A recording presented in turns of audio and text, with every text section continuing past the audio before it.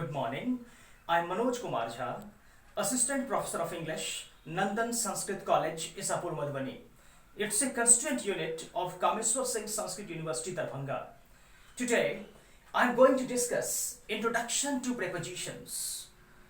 This topic is important for intermediate as well as degree students of the university.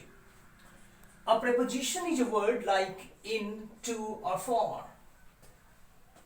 It usually comes before a noun phrase.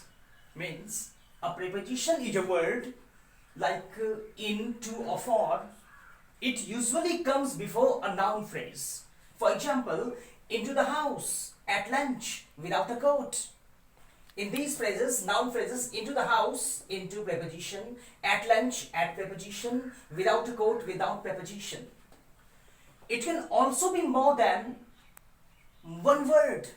For example, next to the window, on top of the hill. Here, next to, on top. These are prepositions. Some prepositions can also come before an adverb. For example, until tomorrow, through there, here until preposition, tomorrow an adverb, through preposition, there an adverb. A phrase like at the office is a prepositional phrase. We'll try to understand. A phrase like at the office is a prepositional phrase. It often functions as an adverbial. Means a phrase like at the office functions as an adverbial. For example, we were very busy at the office. In the sentence, at the office, it's a prepositional phrase and it is working as an adverb. On Tuesday, things were back to normal. Here, on Tuesday, it's a phrase, prepositional phrase.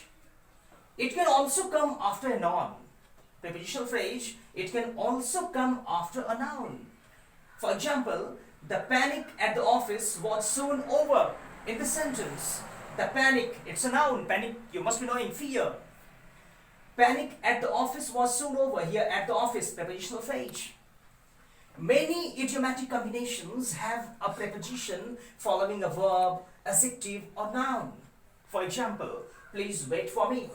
He is keen on golf. There is no tax on beer. Here, in this sentence, please wait for me. Here, wait, it's a verb. He is keen on golf, it's an adjective.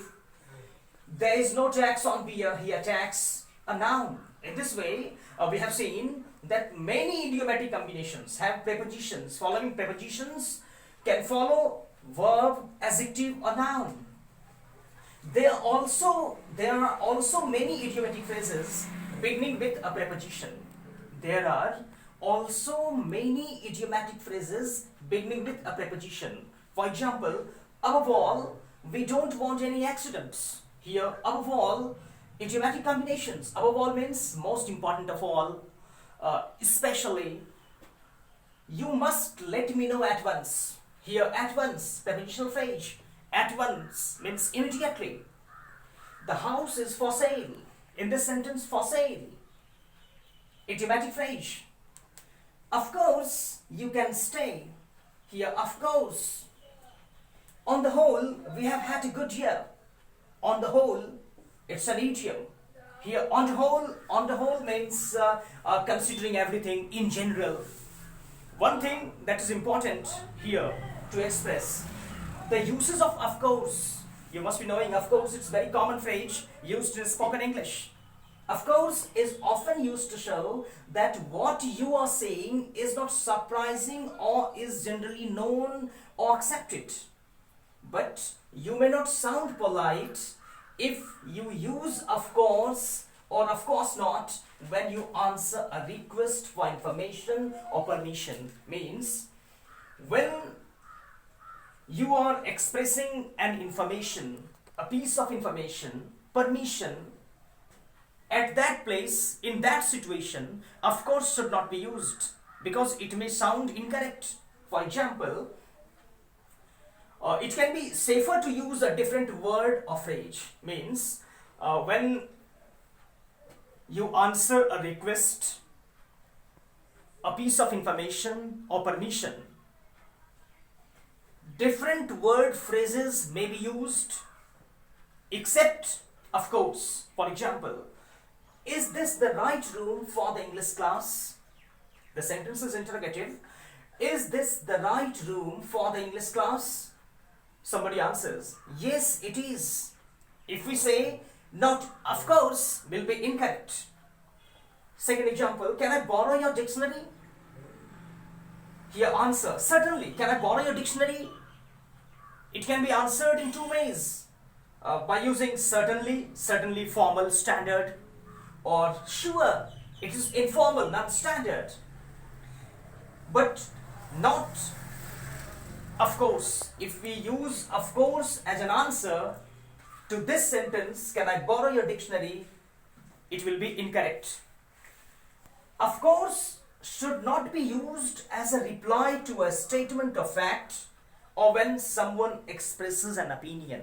Means, of course should not use, we should not use of course as a reply to a statement when somebody expresses a fact or opinion. For example, it's a lovely day. Somebody says, it's a lovely day. You reply, it certainly is. If you reply, of course it is, it will be incorrect. I think you will enjoy that play. Somebody says, I think you will enjoy that play. You say, I'm sure I will. Or yes, it sounds really good. The three answers are correct, but not of course. We should not use of course here. That's all for the day. Thank you.